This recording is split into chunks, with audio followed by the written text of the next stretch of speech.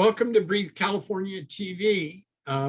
Each week we present a show that's designed to help you protect your health. Most of the time, the medical system is all focused on treating you, but I try to focus this show on helping you stay healthy. So today we're visiting my good friend James Robenolt, who's going to talk about climate change and air pollution, suggest better ways to eat to you, and will be a little bit silly, but maybe you'll find that more entertaining. So we'll be back in 30 seconds. My name is Rene Montez. I've been using the CPAP machine, I would guess 10 years. I got so accustomed to it, I don't go anywhere without it. I take it with me everywhere. From the moment I put it on, I thought it was the greatest thing because the breathing was a lot easier, and after using it for a couple nights, I felt a lot of energy. Breathe California is fabulous.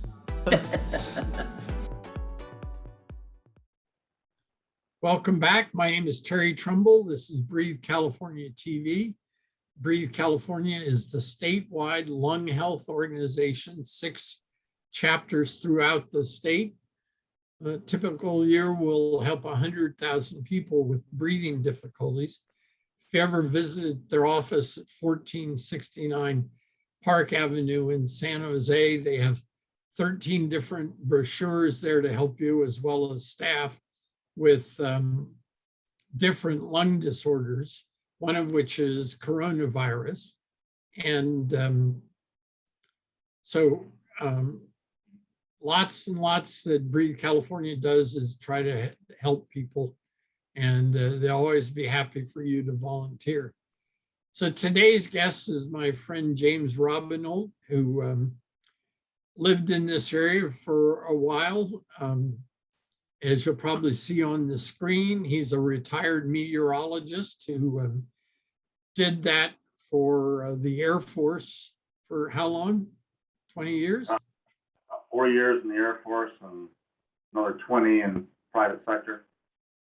So private sector, he was helping ships like the Captain Phillips movie find the best route given the weather across the oceans.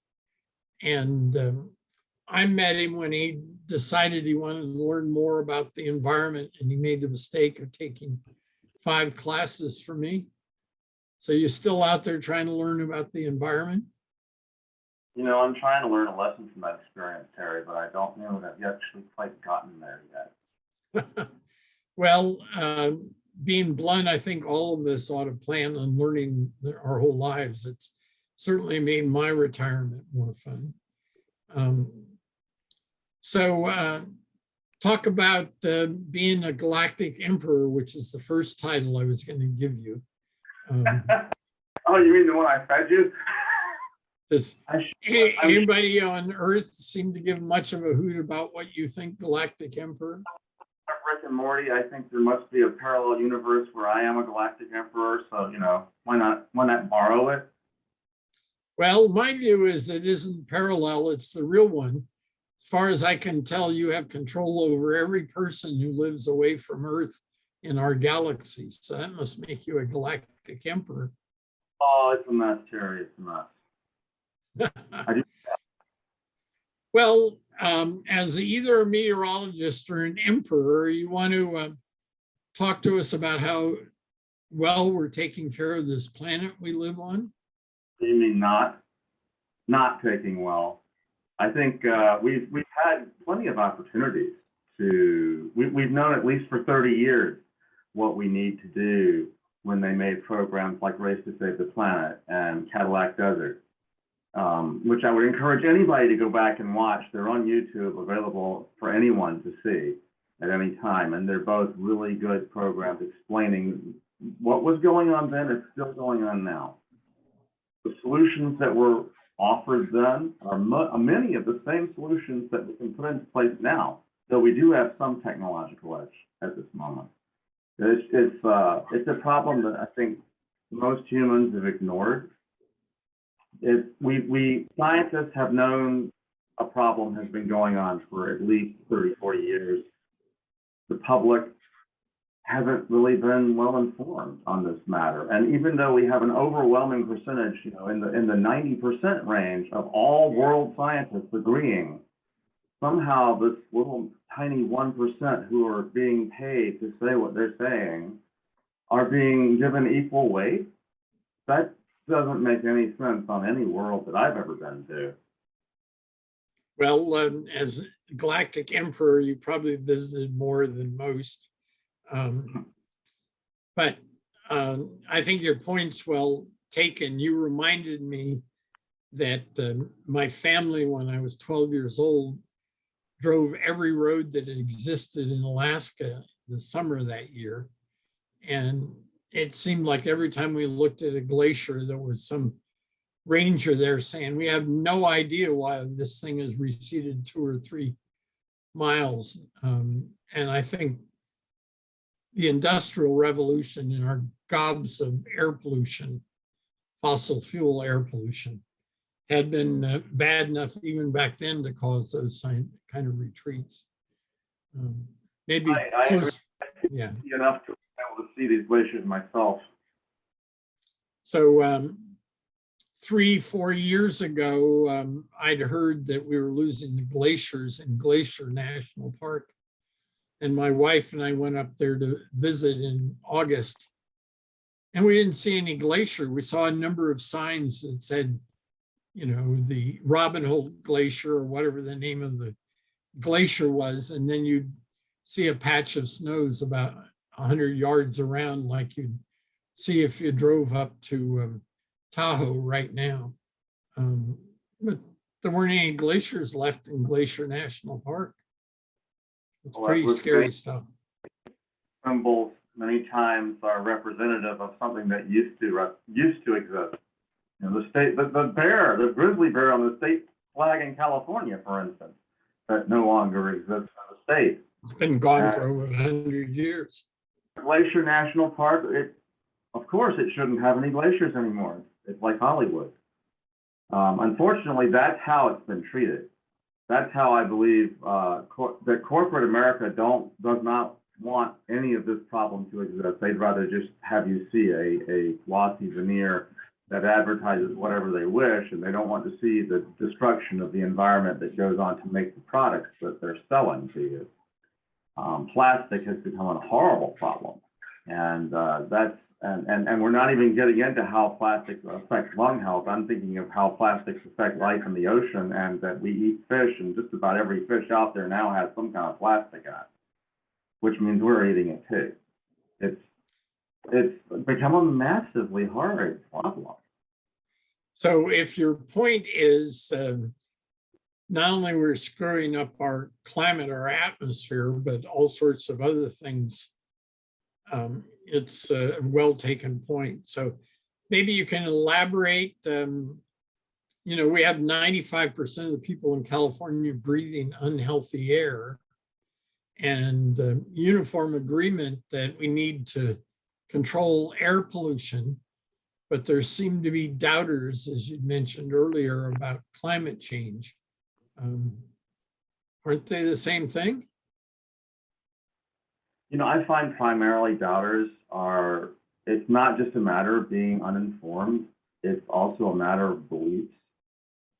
What beliefs a person has as to whether they can be convinced with facts, or do they need to be spoken to through their own beliefs, which I really believe is the way to reach the percentage of folks left who don't believe this is a problem. I think you're not going to reach these people through facts. You're going to have to reach them through a belief system. And that's where I would focus if we want to bring more people into the fold. I think there's enough, quite frankly, already that we should just start moving ahead. So I definitely agree with you. For me, you're being kind, because I see climate change as highly similar to growing up in the 50s with smoking, and the cigarette companies from your home state were all paying scientists to say there's no health issue associated with smoking.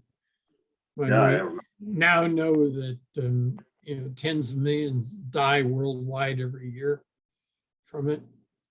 So in any event, we've got to get jumping as the people of this planet to control climate Yeah. change. What kind of things you want to talk about we ought to do? Well, there's a number of things that individuals in the Bay Area specifically can do to reduce their carbon footprint. I was just looking at figures recently showing the average home in the United States produces about 44 metric tons of greenhouse gases per year. I believe in the Bay Area, I was seeing was somewhere down, possibly starting around 26 to 28 metric tons, which is much better.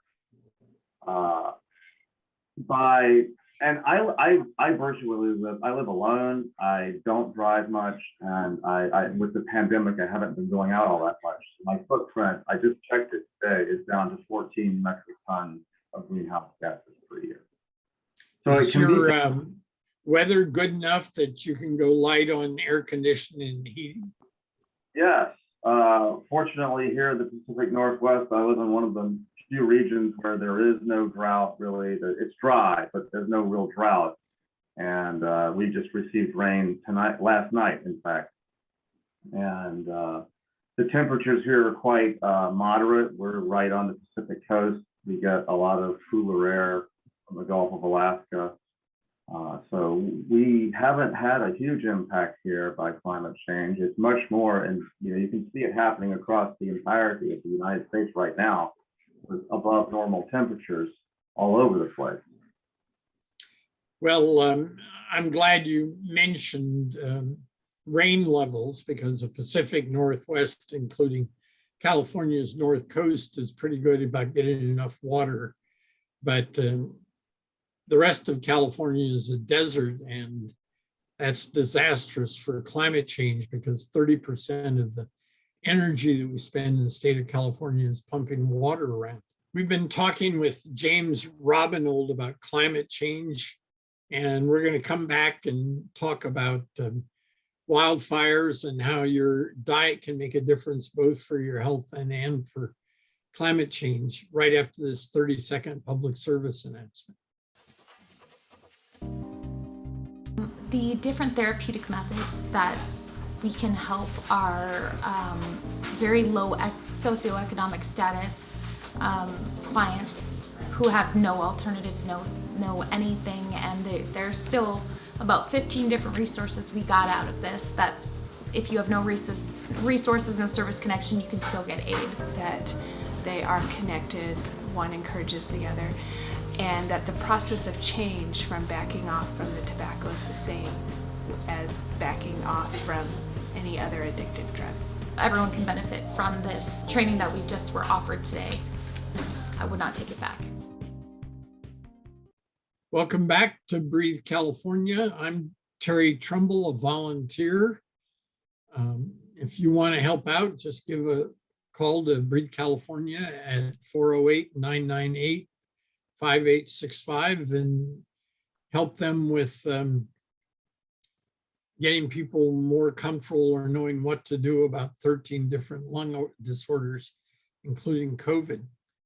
So James, we started into climate change. Pick out either wildfires or diet and run with it for a while. Well, we'll start with fire, since that's really been predominant in many people's minds the last year and this year, by far. And the easiest link to all of these wildfires, what's causing so many fires? Well, it's hotter. It's much hotter in some places, and there's more particulates in the air, and all of this leads to more thunderstorm generation, and especially in the summertime when there's some tropical moisture that might be sweeping up from a dying hurricane off the coast of Mexico, for instance, which happens quite frequently, and which is why what started many of the fires, the last year's fires that was so horrific in the Bay Area, all along both ranges along Silicon Valley, which were so devastating. Those were lightning-caused fires. Many of them were. And along the Sierra Crest, many of these were lightning fires where there was no rainfall or very little. It was dry. It was too dry for rain, but lightning nonetheless. There's also the huge amounts of fuels that have built up over centuries or over decades of no burning policy. But the heat is the primary cause of more fires now. It's easier for ignition to occur at temperatures at 100 degrees and higher. And there's already high wind. And so now if one ember catches and there's all this fuel around and it's so dry, it's so windy, it spreads beyond the control of any firefighting operation. The only thing that can hope to stop fires like this would be rainfall or snow. And So let me interrupt you just to be clear. You're saying this heat drives the moisture out of trees and plants and making it easier for them to burn? That's correct, Terry. The higher temperatures are something that local plant life hasn't really had a lot of time to adapt to yet. These temperatures have been soaring, well over 100 degrees now, but that's not something that they're used to dealing with on a regular basis. And with drier fuels, it's much easier to get ignition. So all of that makes perfect sense. Just you probably have data like this as well, but probably the last 20 years, every time we look back 5 years, we've discovered that it was the 5 hottest years in history, and it just keeps getting hotter and hotter. And just to reinforce your point, there was an article in the paper that the 8 largest wildfires in California history have happened in the past 4 years.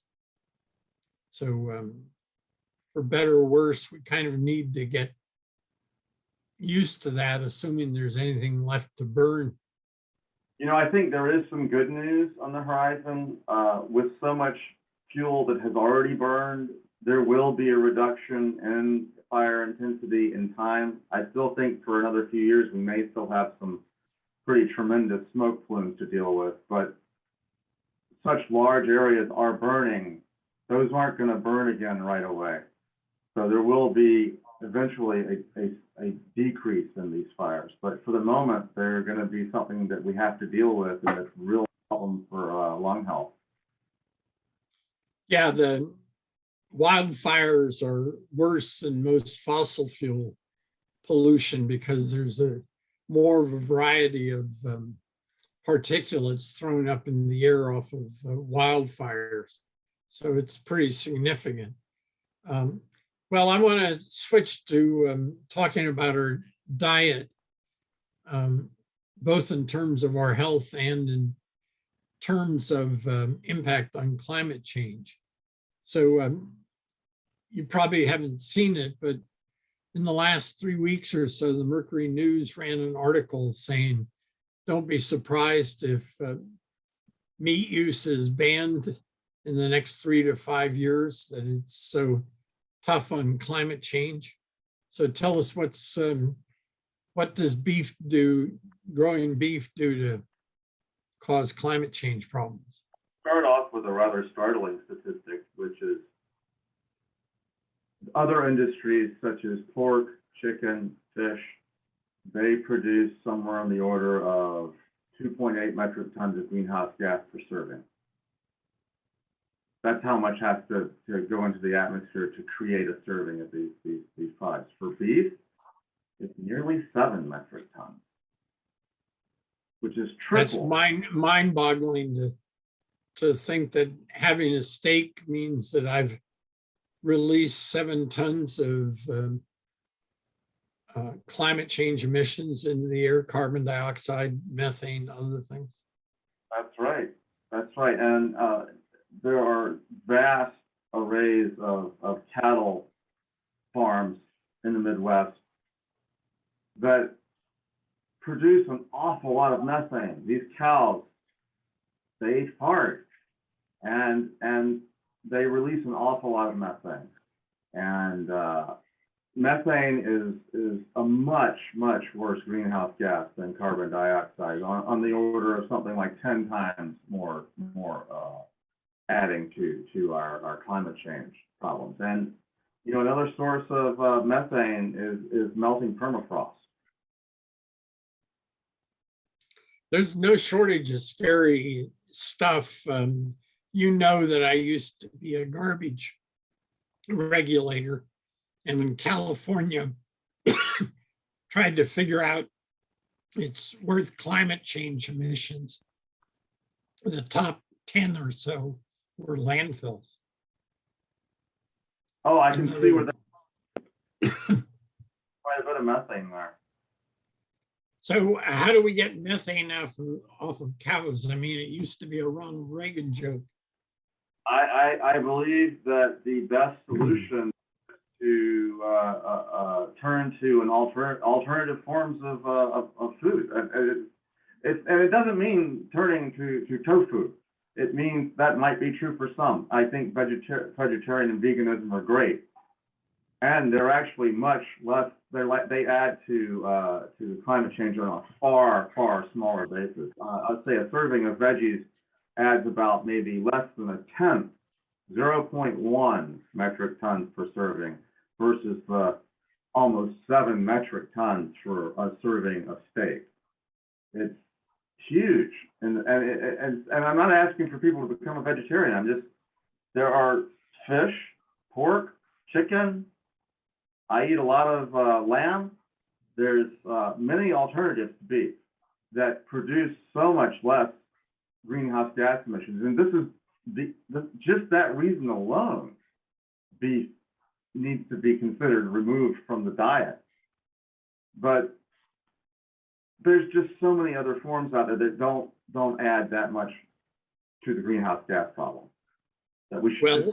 Well, correct me here, but you're talking about what vegetables were like, and I would assume cattle would eat 5, 6, 7 times the amount of those vegetables to gradually over time become beef. And then we haven't talked about it, but we all know they have 4 stomachs, and all of it digests and ruminates there, and no shortage of methane comes out as correct. a product of all that. So what other things do you think we ought to do about diet? So you mentioned all the meats. It sounds like, although they're not nearly as bad as beef, that nevertheless, if we cut back on pork and lamb, that wouldn't be a bad idea. Well, it wouldn't. They even though they do produce far less greenhouse gas than beef, they still, in comparison to vegetables, they're still dramatically high. And it would be not only a good health choice for most nutritionists, but it's cheaper. Vegetables cost less. And for people on a budget, that's something to consider. So lots of other things that we can talk about in climate change. You got any you want to talk about? While you're thinking about that question, every show I try to plug, if you had to telecommute, in other words, use Zoom to work for the last 1.5 years, keep doing it. We're doing that with this TV show instead of coming into a studio.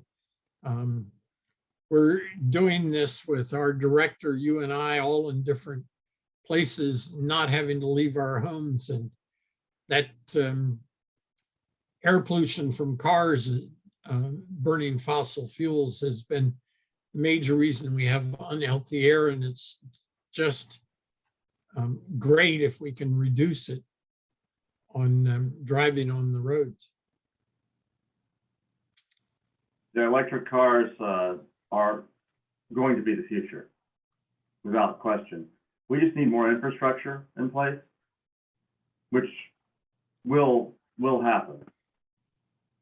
Absolutely. I have a friend that drove from the Bay Area to Mount Shasta with four, for lack of a better term, I want to call them fill-ups, but charge-ups.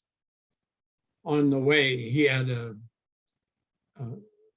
cell phone that described where each of different possible charging stations were located. And clearly that's a big problem. Are they starting to become more prominent in Washington? You know, I can't say that they are, not yet. We've sold so many electric cars in California. It's been a big deal getting them moving.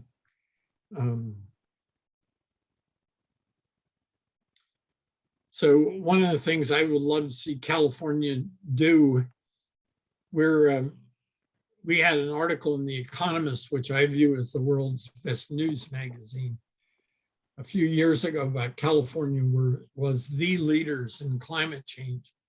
But here we are burning diesel fuel and natural gas to pump water around all over the place. And the state could get a lot smarter by dumping those. We have at least 10 cities here in San Mateo, Santa Clara County that have banned natural gas connections. So we can, even though it's less polluting than other fossil fuels, they're trying to get us to electrify our electric system.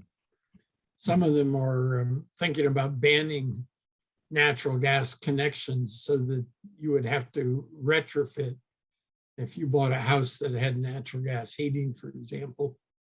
You know, there are limits on how long that we're going to let people get away with that. So we've got about a minute left, James, and if you've got a short little summary of what you want people to remember from this, please do it. Yeah, I think the average person can indeed do a number of things to contribute to helping reduce climate change. And among these are considering alternative choices for food, like fish and pork or vegetables, electric vehicles, electric home appliances without using natural gas is a far better choice, especially as we go towards building power plants that are not coal-fired. Yeah, it would be really great if we get rid of coal, but we continue to have problems with us doing enough here in the US, and the same thing true of China and India, which are the second and third biggest users of coal in the world. So thank you very much. I'm getting a wrap sign. We've been talking with retired meteorologist James Robenolt, and we hope you'll tune in next week for another Breathe California TV show. See you then.